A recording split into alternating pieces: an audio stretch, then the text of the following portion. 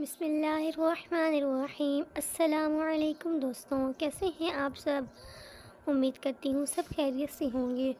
دوستوں، میری اللہ سے یہ دعا ہے کہ اللہ پاک ہم سب کے والدین کو صحت والی لمبی زندگی عطا فرمائے، آمین۔ جس کے والدین اس دنیا سے رخصت ہو گئے ہیں، اللہ پاک ان کی مغفرت فرمائے۔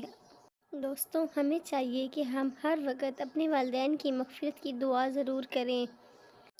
آج کی اس ویڈیو میں آپ کو رمضان المبارک میں والدین کی مغفرت کے لیے چند قرآنی دعائیں بتاؤں گی۔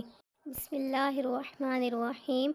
اللہم اغفر لہما وارحمہما، استغفر اللہ لی ولوالدی، رب اغفر لی ولوالدی وللمؤمنین یوم یقوم الحساب، رب ارحمہما کما ربیانی صغیرا، اللہم اغفر لی ولوالدی وللمؤمنین والمؤمنات والمسلمین والمسلمات، رب اغفر لی ولوالدی۔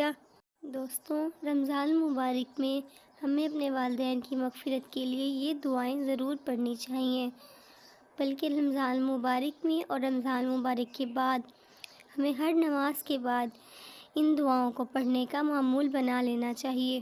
دوستوں، ایک بار پھر میری اللہ سے یہ دعا ہے کہ اللہ پاک ہمارے والدین پر رحم فرمائے، جس طرح انہوں نے ہمارے بچپن میں ہم پر رحم فرمایا تھا، آمین ثم آمین۔